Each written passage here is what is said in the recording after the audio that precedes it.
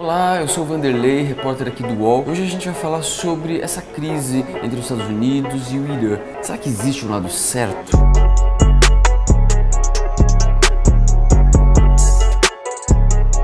Há exatamente uma semana, os Estados Unidos mataram o segundo homem mais importante do Irã, o Qasem Soleimani, aquele general. A situação, enfim, ficou tensa, muita gente chegou a falar em Terceira Guerra Mundial. Então, assim, a gente decidiu conversar com gente que entende mais do assunto, com especialistas em Oriente Médio, para conhecer os argumentos de americanos e iranianos e, enfim, contar um pouco para vocês o que eles acham. E se existe lado certo ou não, a gente na verdade não sabe. O que existe mesmo são argumentos. A gente vai começar falando sobre os argumentos favoráveis ao ataque, né? O que os Estados Unidos dizem e o que falam a respeito disso. Burro. Um dos especialistas que a gente ouviu disse que o Soleimani era o estrategista militar mais burro e superestimado do mundo.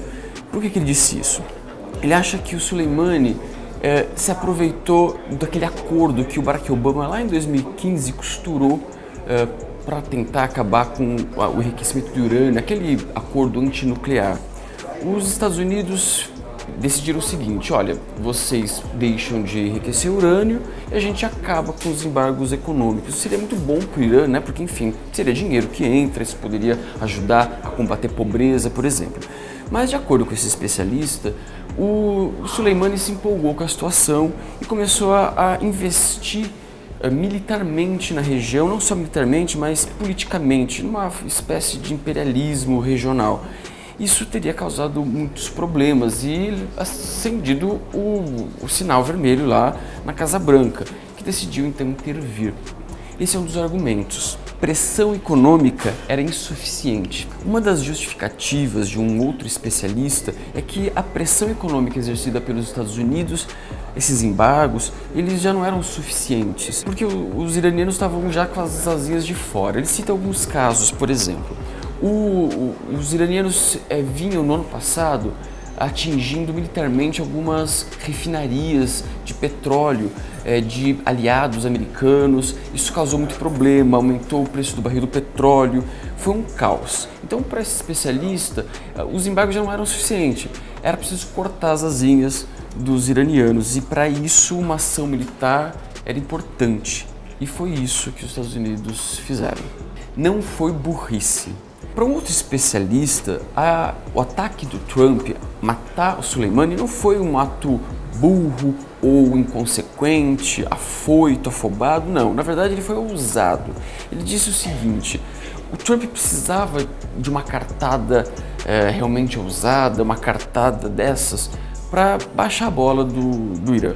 Porque dificilmente o Irã conseguiria responder à altura. E, de fato, o Irã não respondeu.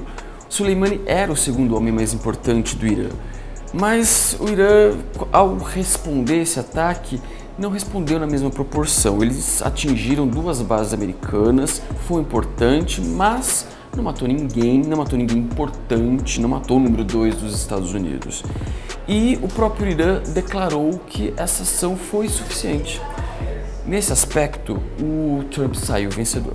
Mas a gente também ouviu quem pensa diferente, quem acredita que o Irã foi vítima dessa situação toda. Eleição. A eleição americana está para chegar, vai ser no final do ano, e para um dos especialistas que a gente ouviu, o Trump precisa de alguma forma tirar a atenção do impeachment que ele sofre no Congresso.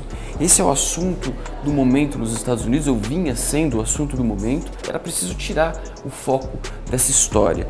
E nada melhor, a gente conhece a história americana, que uma guerra, um conflito, e é isso que defende esse especialista. Então o Trump decidiu por uma empreitada no Irã, o que causa, ao mesmo tempo que tira o foco do impeachment nos Estados Unidos, ele causa tensão entre os eleitores mais conservadores nos Estados Unidos. Parte deles vai para as urnas no final do ano. Eles acreditam que esses eleitores vão preferir votar no Trump para garantir a segurança nos Estados Unidos para os próximos anos.